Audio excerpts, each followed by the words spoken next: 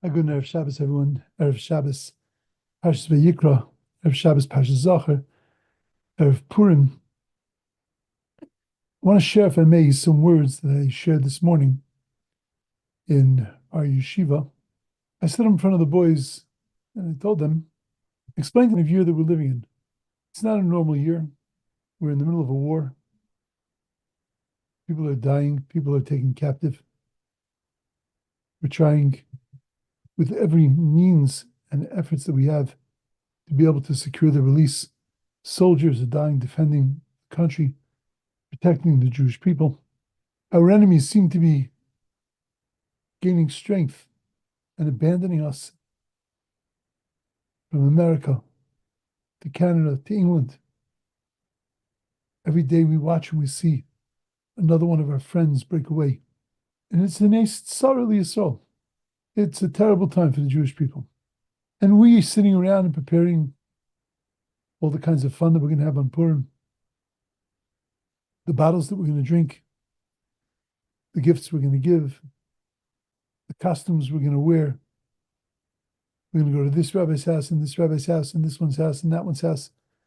And we're going to have fun. And I turned to the head of the yeshiva.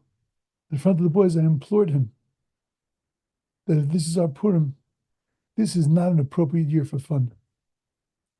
This is not an appropriate year for us to be planning that we're going to have fun while bombs are being thrown, missiles are being shot, soldiers are dying, and that we should abolish Purim. It should be closed down. Saturday night, we're planning a big party for the yeshiva with dancing and singing. And I propose that instead of dancing and singing, we say Tehillim and spend all day on Purim Day engaged in learning Torah. And I'm watching the faces of our Bachrim starting to grasp in fear, to grimace in fear.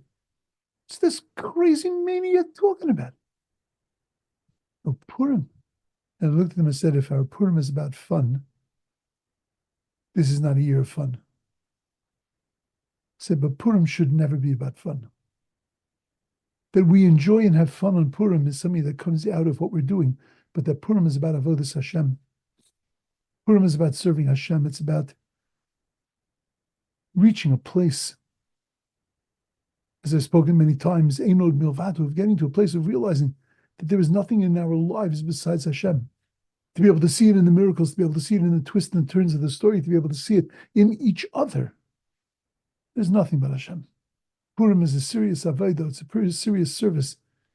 Whereas representatives of the Jewish people, we turn to the Rebbeinu Shalom and we say that we're yours, we're still yours. And as an individual, we turn to God. And as a community, we turn to God. And as a nation, we turn to God. And if that's what our Purim is about, then in the middle of a war, where there is all this going on around us, double down on Purim. Double down, dance more, sing more, rejoice more. Because the closer we can get to God, if that's our objective, then the better and the more important that it is. And I say this to all of us. This year, when we dance and rejoice on Purim, we have to be sending a message to the Rebbeinu Shalom that we are his people that care about his Torah, that care about his laws, that care about his traditions, that care about they care about him and his place in this world. And with every drink and with every joy and with every dance and with every clap, I'm establishing him in this world and him in my life. And I'm drawing closer to God and closer to the Jewish people. As we dance and sing on Purim, have in mind those that are sitting in tunnels, in darkness and in fear, and raise our hands and our feet to the Rebbeinu Shalom and say to the Master of the universe, your people are praying for another redemption. We're praying for another miracle. We're praying through our rejoicing, through observing the mitzvahs of the day. Have in mind the soldier that's protecting you and sing and dance and do mitzvahs for him. Have in mind Jewish people that have no idea that Sunday is Purim and that best think that it's maybe some kid's holiday. Dance, sing, lift your souls to the heavens and tell the Rebbeinu Shalom we're not lost, we're still here. And in your heart and your mind, grab those other Jews along with you and bring this world closer to the Ribono Shel Olam. Pull away the mask of your own existence, of the things you're hiding behind.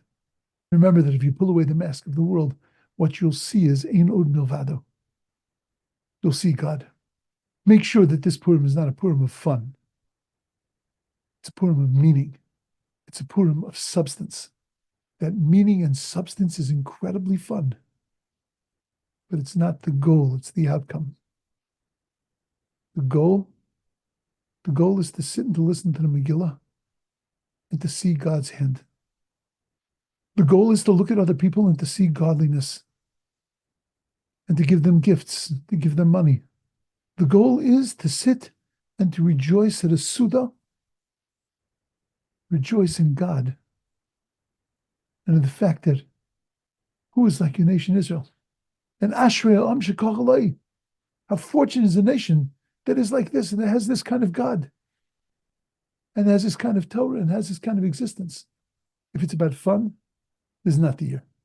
If it's about God, double down. Push hard this Purim and walk away from this Purim with an incredible sense of the presence of the Master of the universe and of how joyous and lucky we are that He is our God and we are His people. It should be an amazing Purim. To make it amazing requires work. We still have a day or two. It requires learning. It requires thinking. It requires reading. It requires preparing your mind, preparing your heart, getting yourself ready to be able to do something on Purim. And if we do, it will be the harbinger of the redemption of the Jewish people, the ultimate redemption, the Geula Shlema, which should come quickly and speedily in our days. Have an incredibly beautiful, meaningful, and uplifting Purim.